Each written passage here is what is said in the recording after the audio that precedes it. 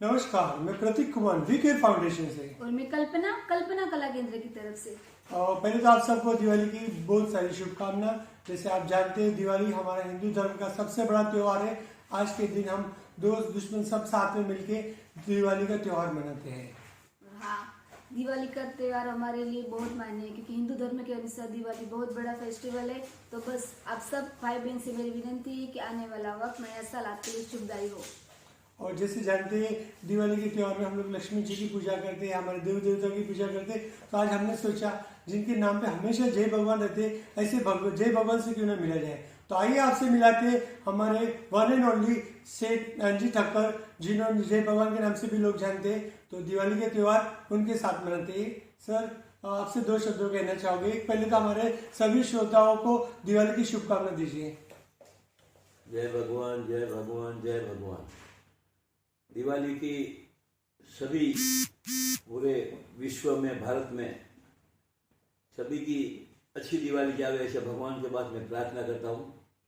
इनके बीच में 20-3 से जो कोरोना का प्रभाव था वो आस्ते आस्ते अभी कम हो रहा है, और मुझे लगता है भगवान की कृपा से कायम के लिए इधर से कोरोना चले जावे, उसी भारत का नहीं पूरा विश्व का भला होने वाला है।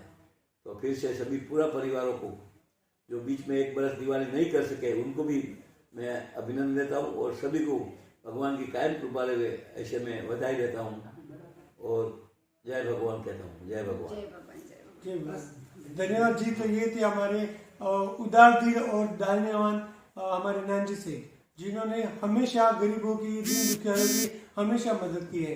फिर वो कोरोना काल हो या ना हो, बस उन्हें देना ही आता है। उसके सिवा उन्होंने कभी कोई इस बात सोची नहीं।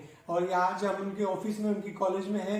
आज दिवाली के त्योहार है, लोग अपने फैमिली के साथ बैठे नहीं, उनके स्टाफ के साथ है, ताकि कोई जरूरतमंद उनके पास आए और उनको कुछ चाहिए तो वो दे सके। तो ऐसे दिलदार व्यक्ति हमारे साथ है तो हमारा मतलब बोलना भी गदगद हो जाता है कि इतने बड़े व्यक्ति के साथ हम आज बैठे हैं। तो हमारे लिए बहुत सम्माननीय बात है कि हम उनके साथ बैठे हैं। तो आइए सबसे पहले सवाल करते हैं सर जी कि ये जो कोरोना काल था, आप तो हर साल मतलब लोगों को दवाई चाहिए या कुछ भी अनाज बिना चाहिए देते रहते, तो इस साल भी कोरोना आया था, तो इस बार की क्या स्ट्रेटेजी थी आपकी?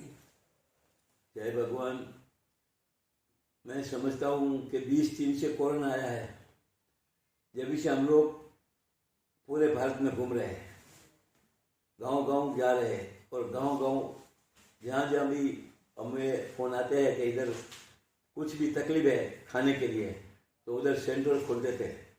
और ऐसा भगवान की कृपा से हमारी एंड के लिए थाना वाला चैरिटेबल ट्रस्ट का 117 सेंटर भारत में खुले थे, और रोज़ 2-2.5 लाख लोग भगवान के कृपा से और बड़ी लोग का आशीर्वाद से खाना खाते थे। और बहुत से परिवार ऐसा है, फिर महाराष्ट्र में है, राजस्थान में है, मध्य प्रदेश में है, गुजरात से भी बहुत से परिवार का फोन आया कि हमको खाने की तकलीफ है। तो हमने उधर का उधर दुकान वाले को डायरेक्ट, अभी तो फोन में पैसा जाता है और हमारी बैंक है, उसकी वजह से हमको कोई तकलीफ नहीं पड़ता है। वो माल तैयार करेगा जब तो आधा घंटे में हमारा पैसा उस बैंक में भेज देते हैं, तो डायरेक्ट उधर से सामान लेके देते थे। पर उसे हजारों परिवार को भगवान की कृपा से हमने दिया है, और दिया उसमें कोई उपकार नहीं किया। क्यों? ये बहुत कठिन काल था, और एक काल अचानक आया है, उसके लिए जो अच्छे अच्छे लोग को भी हाथ लंबाना पड़ता है। और हाथ लंबाने वाले मैं समझता हूँ वो मजबूरी से लंबाते, कोई शौक नहीं होता है। मगर जो देने वाले मैं तो समझता हूँ भाग्यशाली है, इन लोगों को जो सहयोग दिया है। फिर वो महाराष्ट्र में हो दो, गुजरात में हो दो, राजस्थान में हो दो, वहाँ से भी जो जो सेंटर खोले थे, हाईवे पे लोग चले जाते थे, उनको भी खाने का व्यवस्था कर दिया था। ये सब किया भगवान की कृपा से, मगर हम निमित्त बन गए। और इसके अंदर परेश भाई, जीतू भाई कभी दिन और रात देखते नहीं थे, आखा दिन गोड़न में पड़े रहते थे, और जो भी आए उसको राशन देते थे कि भाई राशन लेके जाओ। रोकड़ा पैसा किसको हम नहीं दे सकते, मगर राशन सबको दिया और लाखों लोगों का उसका लाभ मिला। तो मैं समझता हूँ ये बड़ा भाग्यशाली मैं।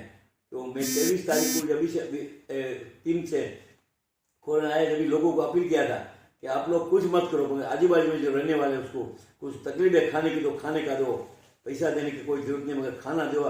तो मैं समझता हूँ कि कामगार लोग भी इधर रह जाएंगे, पर नहीं तो क्या होगा कि फिर अपने को कामगार को ढूंढना पड़ेगा। और ऐसा ही हालत हुआ कि जितना हम लोग को चाहिए उतना हम मदद नहीं करते। सरकार ने तो नहीं किया होगा, सबको मालूम है। सरकार ने कोरोना में क्या किया वो भी मालूम है, मुझे कहने की जरूरत नहीं है।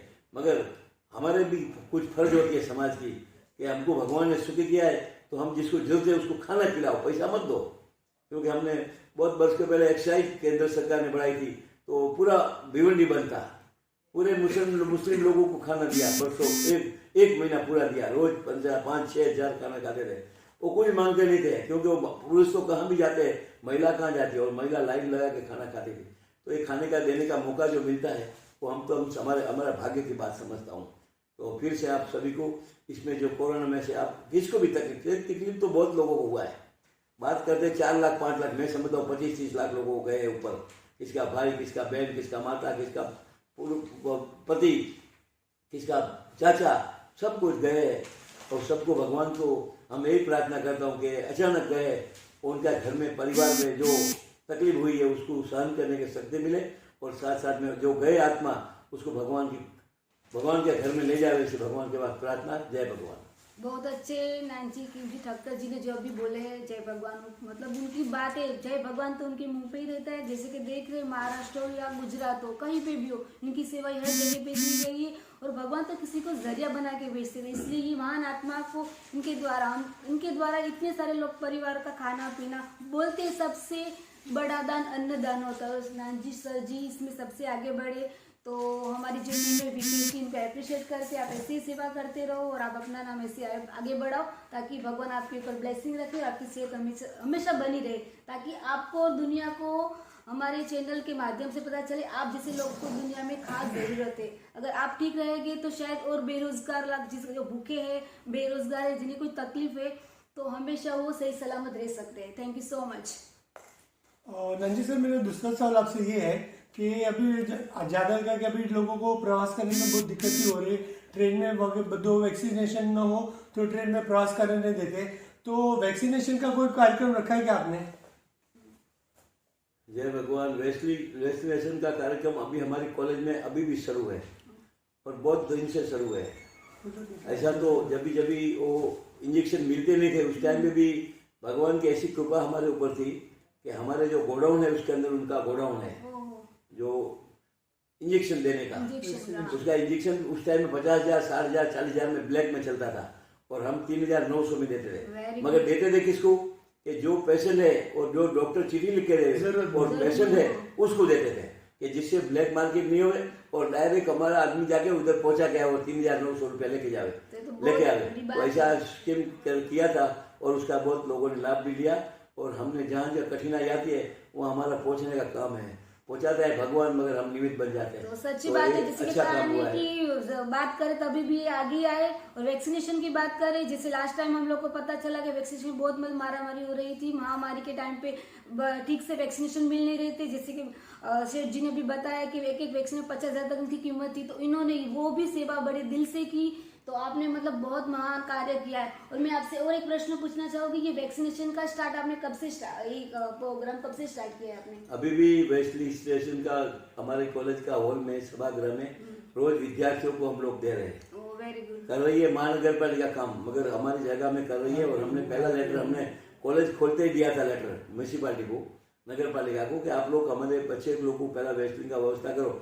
और भगवान की कृपा से नगर पालिका ने उसका बराबर वैक्सीन का एकदम सिस्टमेटिक काम चालू है, अभी भी चालू है, आप लोग कभी भी देख सकते हैं। अभी दिवाली का 2-3 दिन बंद है, बाकी और चालू रहेगा, क्योंकि हमारे पास तो लाखों विद्यार्थी है और विद्यार्थी को अभी नहीं मिला था वो वैक्सीन, वो अभी मिल रहा है। उसके लिए मैं नगर पालिका हो, सरकार हो, सबका आभार मानता हूँ। और दूसरी महत्व की बात है कि और कोई भी पेशेंट हुए, हम लोग पहले शाहपुर के बाजू में हमारी हॉस्पिटल है उधर भेजते थे, मगर अभी थाने के अंदर उसकी व्यवस्था हुई है। तो आप कहो भी, फिर वसई है, विरार है, भाईंदर है, मुंबई है, गाँव के लोग पेशेंट है, वो कोई भी ऑपरेशन बाईपास हो जाए, एंजियोग्राफी हो, महिलाओं का कोई भी रोग हो, हमारे पास क्या है, एक फायदा है, कोई जात पात नहीं है। जैसे अभी दिवाली का 4 दिन से 5 दिन से शुरू है, रवा, मैदा, आटा और शक्कर और घी तो घरों घर पहुँचाते हैं। महिला हमारी जो हमारी दिन में काम करने वाले लोग, हमारे जो मेंबर है वो पहुँचाते हैं, मगर उसका यश मुझे को मिलता है। तो अभी हजारों लोगों को भगवान की कृपा से गाँव में हमारा माल पहुँच रहा है। और वो हम दिवाली करेंगे, उनको भी दिवाली कराना हमारा फर्ज होता है। तो मैं सभी समाज को सुखी है, उसने सभी ने कुछ न कुछ करते रहो, और जितना करेगा उतना बदला इतना मिलता है, उसका कोई हिसाब नहीं है। तो फिर से मैं ये दिवाली के लिए आप सभी को, आप लोग जो टीवी वाले माध्यम से जो कर्म कर रहे हैं, क्योंकि अभी बड़े टीवी है जो आज तक वो तो क्या अभी धंधे में लग गए हैं, क्योंकि वो तो पैसे बगैर कुछ सच्चे न्यूज भी देते नहीं है। आज कितना न्यूज चल रहा है देखो, कोई टीवी अभी देखने को तैयार नहीं है। मैं तो कितना वर्षों से 3-4 वर्ष से टीवी चालू ही नहीं करता हूँ, क्योंकि टीवी के अंदर जो नहीं आने का ही आता है, सच्ची बात कोई आती नहीं है। मगर फिर भी ये छोटा माध्यम है जो टीवी के केबल के द्वारा जो लोगों को समाचार मिल रहा है, जो व्हाट्सएप में जो मिल रहा है, मैं समझता हूँ उनको अभिनंदन देना चाहिए। बड़े और छोटे हैं तो क्या हुआ, मगर बड़ी बात में भी वो छोटी टीवी में आती है। और अभी लोग व्हाट्सएप के पीछे लगे, टीवी के पीछे नहीं लगे, उसके लिए मेहनत से। फिर भी ये बड़े टीवी वाले को कहता हूँ कि भगवान 24 घंटा देख रहा है हमारा नाटक, खास ध्यान रखना, ऐसी झापट मारेगा कि उसका जवाब देना भारी पड़ेगा। क्यों कि आपको लोगों को जगाने का काम दिया है, मगर आप जगा नहीं रहे, आप खुद का पेट भर रहे हैं, मगर पेट भरने से जिंदगी नहीं निकलती है। खास ध्यान रखना, एक दिन तो ऊपर जवाब देना पड़ेगा। तो सभी को मैं यही कहता हूँ कि आपकी जवाबदारी हो, आप जवाबदारी समाज के लिए पालन करो। आज भारत देश की हालत इतनी नाजुक है कि मुझे बोलना भी अच्छा नहीं लगता है, क्योंकि जो 70 वर्ष में हमने माल जमा किया, वो 70 वर्ष में माल अभी बेच रहे हैं। उसका कारण सोच, अपना आत्मा को पूछने की जरूरत। किसी को दोष नहीं देते मैं, मगर आत्मा को पूछो क्यों बेचना पड़ता है। आज 120 रुपया पेट्रोल, विचार करो, 100 रुपया डीजल, 100 बाटला लेने का गैस का घर के लिए 1000 रुपया लगता है। वो कैसे चलाएंगे लोग परिवार। और दाल 150 रुपया, 200 रुपया, साग भाजी 100 रुपये से कोई नीचू नहीं है। ये सब यही हालत है। ये हालत के अंदर हमारा समाज की छोटे जो मध्यम लोग हैं, उनकी क्या हालत होती होगी तो भगवान जाने। हम जैसे विचार करते 1000 रुपया गैस, और तो भी छोटे लोगों को क्या होगा।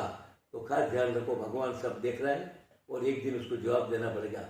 उसके लिए फिर से मैं सबको बोलता हूँ कि ये लोग को सद्बुद्धि देवे और जो भाव बढ़े है वो नीचू आ जाए तो अच्छी बात है।